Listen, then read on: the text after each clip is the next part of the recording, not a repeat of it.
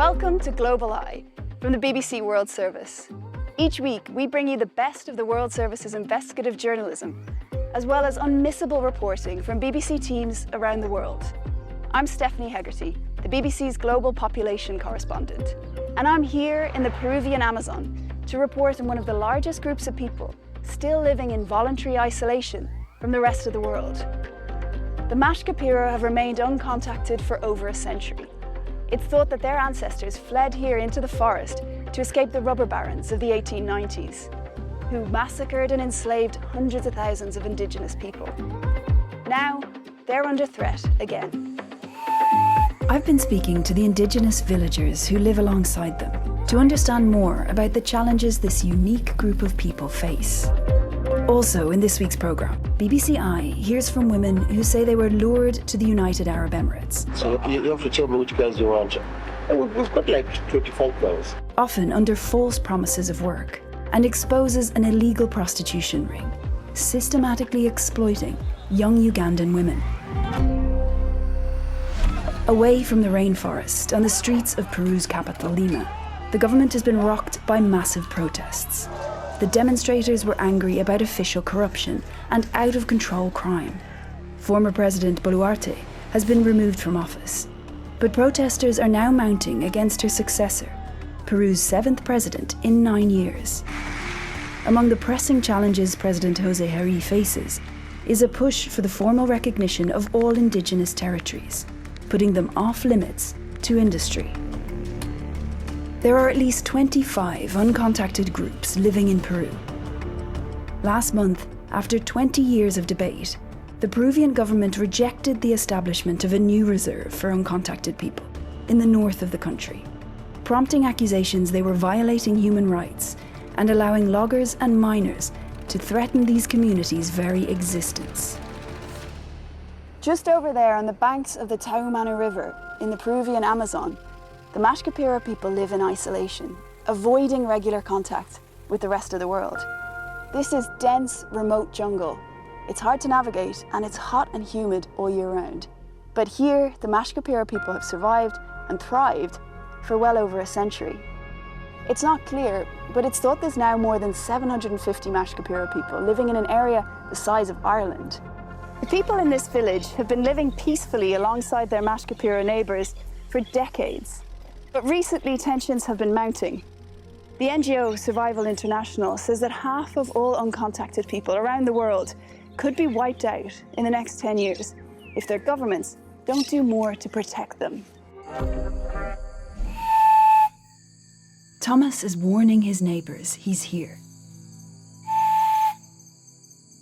He's trying to avoid a tense encounter, like what happened just a week before. Ahí justamente ahí estaba apuntando con un flechazo ahí. Y no sé cómo me da cuenta que yo estaba acá y comenzaba a correr. Era como 3. Entonces, el círculo comenzaron a silbar, a imitar animales. Thomas has been living alongside this isolated tribe for decades, but for most of that time, he rarely saw them.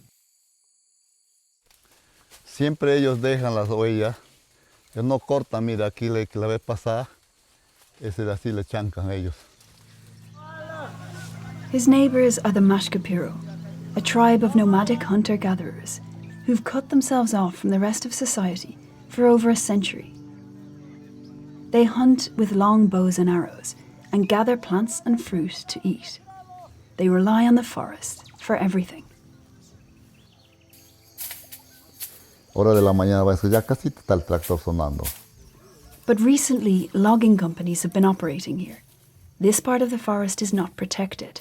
Y los que están en el monte, los hermanos, ¿qué sentirán? Porque los máquinas están día y noche, pero ellos nunca han escuchado y ven sus voces destruidas.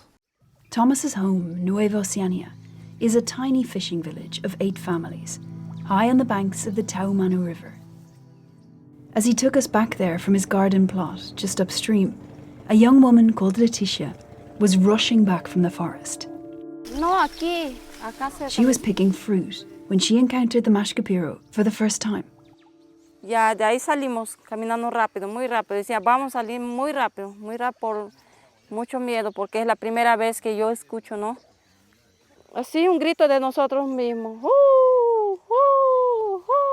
Hoy ellos ya están bajando, ya están yendo donde hay gente prácticamente, porque ahí están todos los madereros, las empresas están, ¿no?, desforestando el bosque y ellos están corriendo tal vez de miedo, están buscando un lugar. Peru has a policy of no contact with isolated people to protect groups like the Mashkapiro from disease and exploitation. It means it's illegal to initiate contact with them. But the people of Nueva Oceania feel they've been left alone to protect themselves and their isolated neighbours. It's a very different story in other parts of Mashkapira territory, where the government have been running control posts for many years. When the Mashkapira come out of the forest, agents are here to manage any interaction. The agents have been able to learn the Mashkapira's language because it's similar to their own. This control post was set up in 2015 after interaction between Mashkapiro and local villages led to several killings. As head of the control post, Antonio's job is to stop that from happening again. No, nosotros estábamos desayunando y ahí empiezan a gritar, ¿no? No mole, dicen, ¿no? Y ahí empiezan a decir, ¿no? Necesito plata, ¿no? Yuca, caña, ¿no? Ropa. It's just over the other side of this river, on that beach, right there, where several Mashkapira families regularly appear. They shout over the river at the agents here asking for banana or plantain. And they came on Monday, actually, and the agents here said they didn't have any, but they told them to come back in 3 days. Ahí tenemos de niños, de adultos, de bebés, ¿no? Entonces nosotros anotamos cuántas personas han salido, ¿no? You have all their names, sus nombres. Bueno, ellos tienen nombres de animales, de aves, tienen nombres de pescado también, ¿no? The agents give the Mashkapira some crops to stop them raiding nearby villages. Es como un centro de puesto acá, ¿no? Que le mantenemos acá a ellos para que no puedan correrse allá ni allá al otro lado. I asked Antonio why the policy of no contact is so important. Entonces, las enfermedades que tenemos nosotros ya es diferente de que ellos, ¿no? Porque ellos son vulnerables, ¿no? Si yo tengo un gripe o un fiebre, les contagio a ellos, ellos pueden morir todos también, ¿no? Antonio has worked here for 10 years, and in that time, he's learned a little about how the Mashkapiro live. Acá hay un cierto tiempo que están en un campo, hacen su campamento, se reúnen toda la familia, una vez que terminan cazando todo ese alrededor, normalmente se van a otro sitio, ¿no? Como todo, el jefe. In the 4 years he's been here, Pancho has come to know some people well.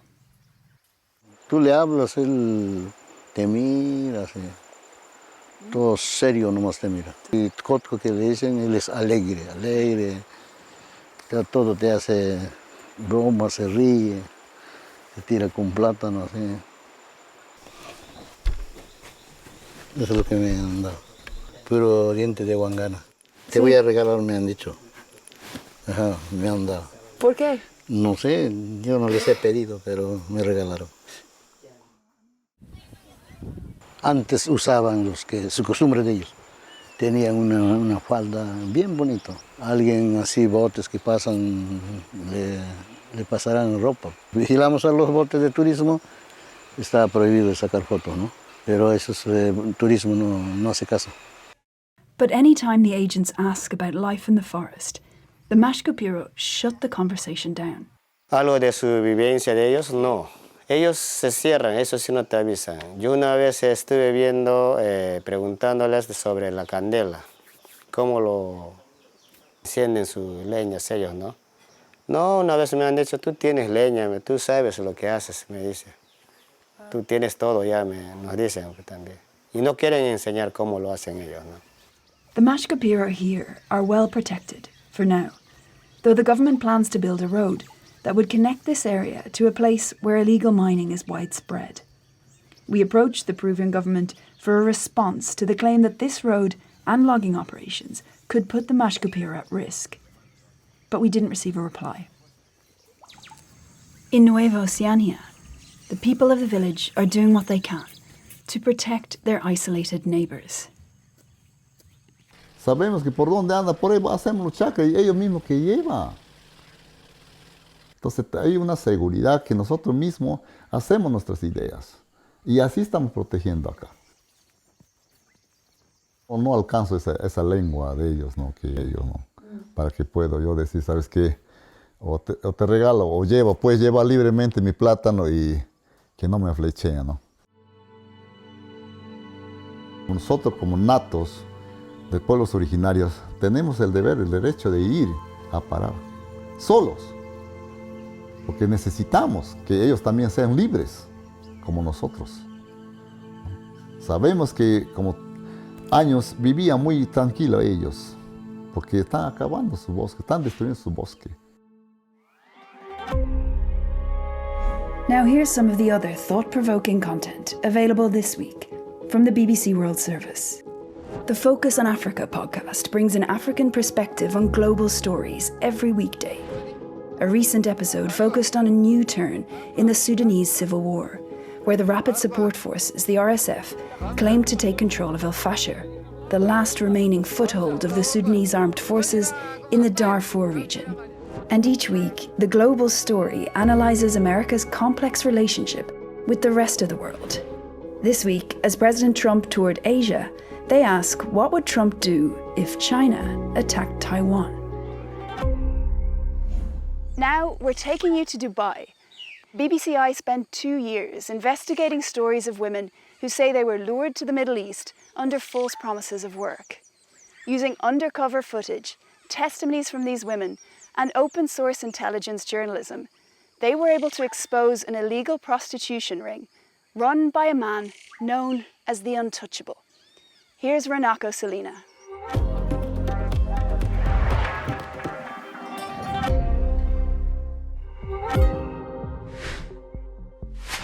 Across social media, Ugandans like Monica Karungi or Mona Kiz are being sold a dream. This is so beautiful, you guys. The glitz and glamour of Dubai and a better life. She wanted to go abroad to work. She was very happy because she thought she was going to have a good job. But for some, the reality is nothing short of a nightmare. 12 people in this small space. No one in Uganda lives like this, even the poorest. These girls, they have no escape route. It doesn't matter what you go through, as long as his rich men are happy. We've got like 25 girls. Women can do pretty much everything. Monica is not the first person to die, and is not the last person to die.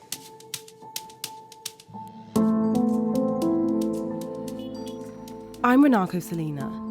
I'm an investigative journalist for the BBC. I've travelled from London to this farm in Uganda to meet Rona, Monica's niece. I want you to guess, where is she here? This is you. Oh, exactly, that's me. So that means she is. She's the baby? Yes. Really, that's her? Yes. She's gorgeous. She was a person who liked to dance. If she started to dance, oh wow, you feel like, don't stop, you know. Like so many other Ugandans, Monica moved to Dubai, hoping for a job and a better life. So cold here. Yes, Dubai is so cold. Being in UAE, her lifestyle changed. She was going to very expensive places. You can't go in those kind places if you don't have money.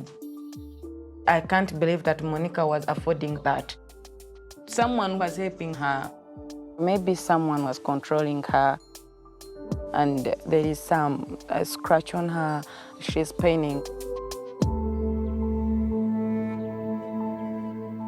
Our little sister, she managed to go abroad to get some money, to get some school fee for these siblings. But what happened there? Nobody knows. We miss her. Monica died 4 months after leaving her family in Uganda. On the 1st of May 2022, she fell to her death from a Dubai high-rise. And she isn't the only one. Another woman called Kayla also fell to her death in Dubai in 2021. Both Kayla and Monica were from Uganda, and both knew the same people in Dubai. What's really going on here?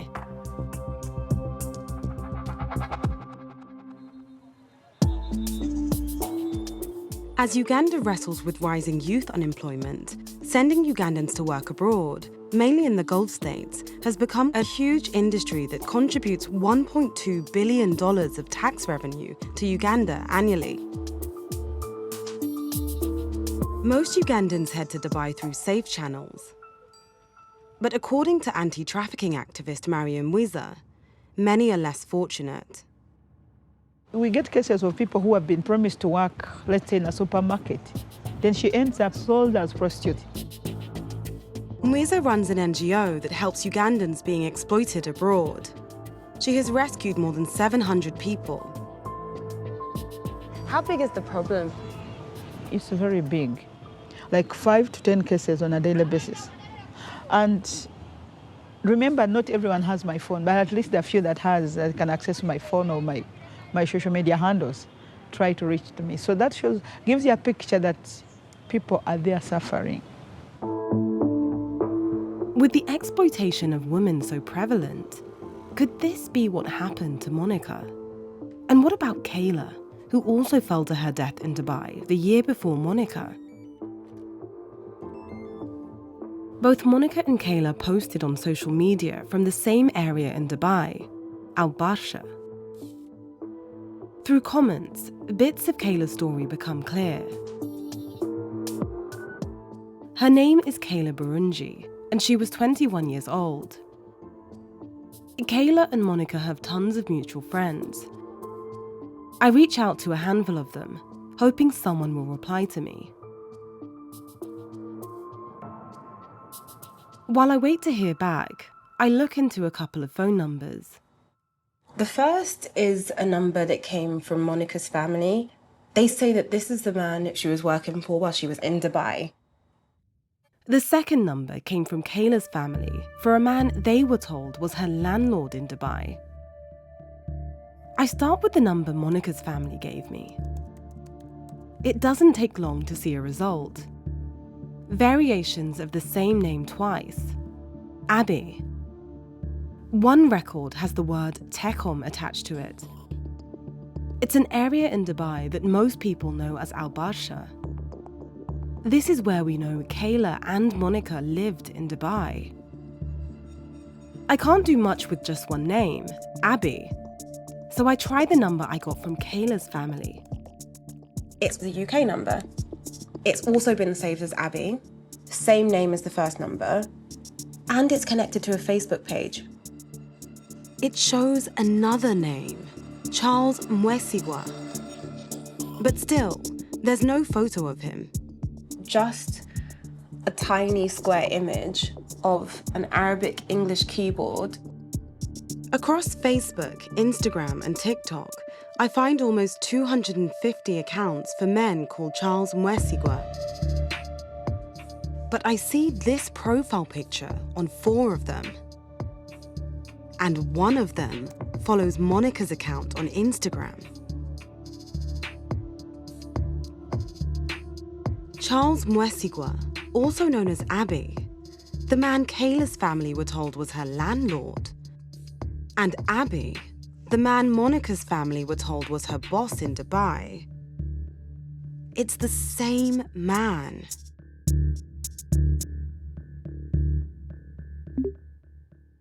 I've had a response from one of Kayla and Monica's mutual friends in Dubai. Wow. She says there's a man who brings girls from Uganda to do prostitution. When you try to run away from him without paying his money, you can end up dying. She's back in Uganda, having managed to get out of Dubai just under a year ago. It's dangerous for her to speak, so we've anonymized her using AI.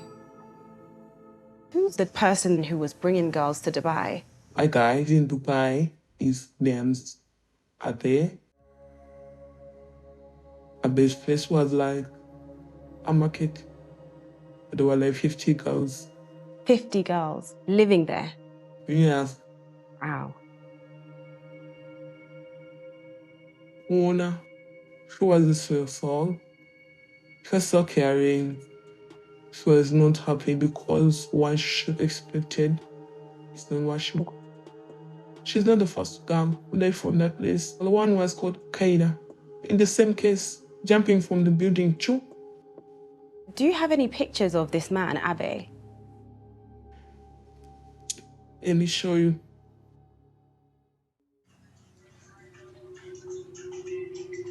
This is him? Yeah. He's your pimp. You wake up, just have fun, go and look for men. He drives you to bars where rich people, you have no choice, nothing. They're like, yes, Lem. And this guy's favor. I now have the face and the name of the man who we believe took Monica to Dubai. Charles Mwesigwa, or Abe. I've been mapping out the men who work for him. A source confirms that this guy, Troy, has left Abe. He's agreed to meet me. How is Abe able to get girls from Uganda? He has boys on ground back in Uganda. He will describe the type of girl he wants them to look for. He starts communicating with the girl. He would only tell them the positive side. For the first days, he takes them to different malls to buy them clothing, to brainwash them before he sticks them to the business. Those who would say that I'm not ready, he would keep you inside the room until when you agree that, okay, let me work.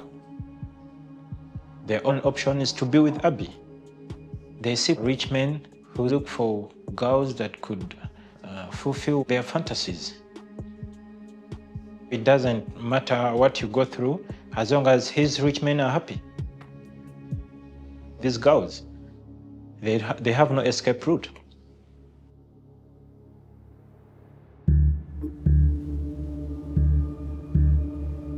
Tracking down Abby has proven challenging. But I've enlisted an undercover team, and they've had a breakthrough. The team have just done a drive past.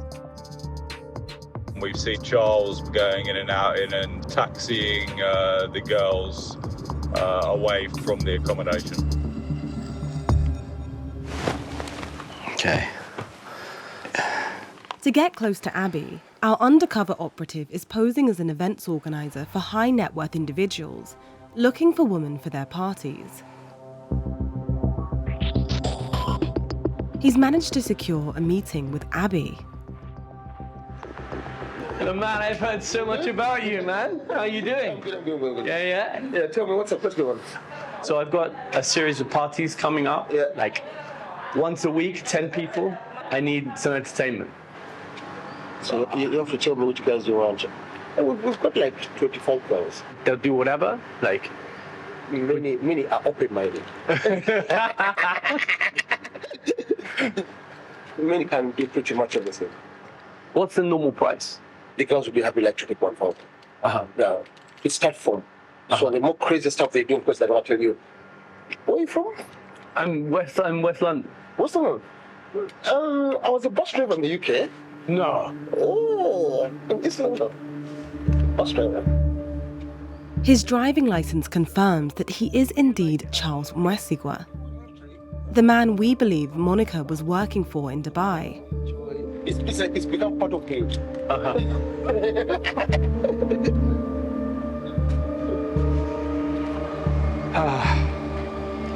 That was intense. A relative of Monica's was in the UAE when she died. He's asked us to protect his identity for fear of retribution. After Monica fell to her death, he went to confront the man he believed was her boss. I said, man, tell me, what was the cause of Monica's death? Braggingly, he said, Monica is not the first person to die. and is not the last person to die. I ordered him like this. If to go to police, the guy was like, Dubai is mine. There is nowhere you're going to report me. We have a photo of... This is the guy. This man is a devil. To me, he's a devil. What happened to Mona? It happened when I was in Uganda. She lost her life. There is an incident that also happened for a girl called Kyla who lost her life. That incident happened on one of Abe's apartment. Abby called me and told me, please can you go and see how you can handle this with the police. It's time to try to talk to Abby. We call him on the number he gave to our undercover operative who was posing as a client.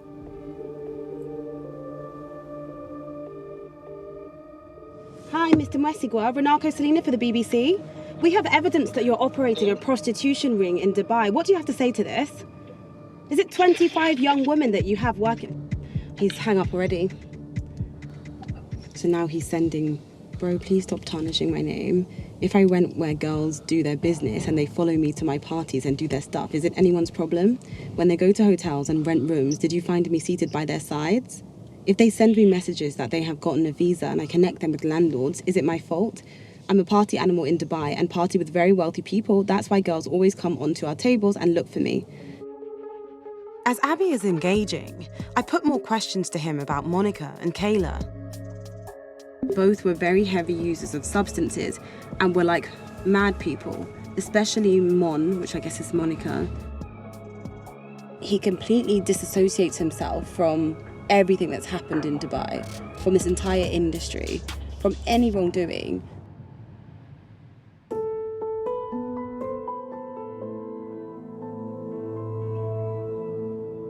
UAE, it is a hell on earth, but it's the only destination for Africans. Every month, I see this number of cases, the bodies landing on the Entebbe airport. And most of them are from Dubai.